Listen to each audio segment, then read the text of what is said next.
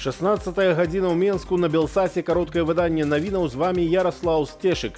Проста ў гэтыя хвіліны адбываюцца спробы фізічнага штурму польскай мяжы з беларускай тэрыторыі. З раніцы больш як 1000 мігрантаў прайшла з-пад горадні ў бок памежнага пераходу з Польшчай Брузгі і Кузніца. Арганізаваную калону суправаджалі ўзброеныя аўтаматамі людзі ў вайсковай форме. Тым часам улады Польшчы абвесцілі баявую гатоўнасць. Да мяжы сцягнутыя больш за 12 000 вайскоўцаў. Пачалася найбуйнейшая спроба сілавога ўварвання ў Польшчу. Я перакананы, улады Беларусі імкнуцца да эскалацыі, якая прывядзе да гібелі з абодвух бакоў. Як вынікае з апублікаваных у інтэрнэце відэа, зробленых самімі мігрантамі і онлайн-трансляцый з камераў памежнай тэрыторыі, натоўп іншаземцаў не пайшоў да памежнага пераходу Брузгі, а завярнуў у бок лесу. 143 дзяржаўныя прадпрыемствы на мяжы банкрутства, паведамляе Міністэрства эканомікі. Гэта звесткі на пачатак верасня. Прынамсі, частку прадпрыемстваў чакае ліквідацыя, а значыць звальненні рабочых. Сярод іх Гомель-Аблбуд, Гомельскі камбінат будаўнічых канструкцыяў, Барысаўская швачная фабрыка, Слуцкі броварны завод, Асіповіцкі вагонабудаўнічы завод і іншыя. Некаторыя ж прадпрыемствы паспрабуюць уратаваць дапамогу ў дзяржаўных датацыяў. Дзеля гэтага санацыю праходзяць у прыватнасці Маладэчанскі завод металаканструкцыяў, Мазыр-Парамбуд, Трэст Горадня-Гарбуд, Віцебскі камбінат баваўняных тканінаў і іншыя. Працэс санацыі, то бок аздараўлення прадпрыемства, мае завяршыцца да канца гэтага года. Тым часам на гандляванні выставілі бярозаўскі камбінат сілікатных вырабаў, які ў красавіку прызналі банкрутам. Прадпрыемства належала кампаніі «Трайпл» Юрія Чыжа. У склад лоту ўваходзіць больш за 1000 пазіцыяў. Сярод іх будынкі, офісная мэбля, тэхніка, аўтамабілі, абсталявання. Пачатковы кошт лота 45 100 000 рублёў. Калі вам здаецца, што каронавірус бушуе, то ваша інфармацыя не адпавядае афіцыйнай справаздачы. Як паведамляюць у Міністэрстве аховы здароўя, тэмпы захворвальнасці крыху змяншаюцца. Таму амаль ва ўсіх вобласцях пачалі паэтапна выводзіць некаторыя шпітальныя аддзяленні з так званага ковіднага рэжыму.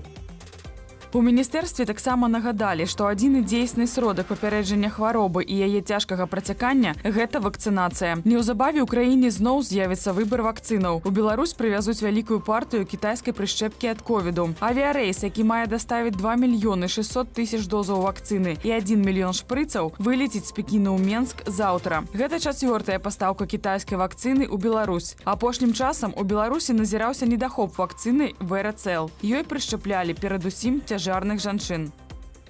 А каб людзі вакцынаваліся, іх заахвочваюць рублём. Прадпрыемствы стымулююць сваіх работнікаў прышчапляцца з дапамогаю выплатаў або дадатковых выходных. Напрыклад, на слуцкай фабрыцы пашыву адзення цалкам вакцынаваным супрацоўнікам выплачваюць матэрыяльную дапамогу 50 рублёў і даюць аплачваны адгул. У ваўкавыскім лясгасе людзі атрымалі 145 рублёў кожны за поўны курс вакцынацыі. Дзяржпрадпрыемствы ў Пружанскім раёне прышчэпленым працаўнікам даюць 2 выходныя з захаваннем заробку. І вышэйшыя навучальныя установы матывуюць студэнтаў грашыма. Напрыклад, студэнтам БДПУ і Мятанка за прышчэпкі абяцаюць 30 рублёў і талон на харчаванне коштам 5 рублёў. Жыхар Менску здаваў кватэры, якія не існуюць. Людзі плацілі яму задатак, а ключоў гэтак і не атрымлівалі. У міліцыю звярнуліся пацярпелыя, сярод якіх кітайскі студэнт, які аддаў махляру $600. Мужчина работал по следующей схеме. Находил в сети интернет фотографии квартир, размещал объявления, в которых указывал несуществующие адреса, в последующем встречался с потенциальными клиентами, принимал от них денежные средства, писал договор-расписку, в последующем свои обязательства не исполнял. Зацікаўленым асобам махляр тлумачыў, што цяперашнія жыхары з'едуць праз месяц, а задатак патрэбны, каб не прапусціць добрую прапанову. Больш за палову беларусаў хочуць правядзення новых выбараў. Гэта вынікае з онлайн-апытанняў нямецкага цэнтру ўсходнееўрапейскіх і міжнародных даследаванняў «ЗОІС». Апытанні беларусаў ладзіліся двойчы. Летась у снежні і сёлета ў чэрвені. Выбары, як найлепшы выхад з цяперашняга палітычнага тупіка, у снежні назвалі 43% рэспандэнтаў, а ў чэрвені ўжо каля 53%. Паводле стаўлення да палітычнай сітуацыі ў краіне рэспандэнтаў падзялілі на групы. Моцных прыхільнікаў улады менш за 15%, моцных крытыкаў больш за 42%.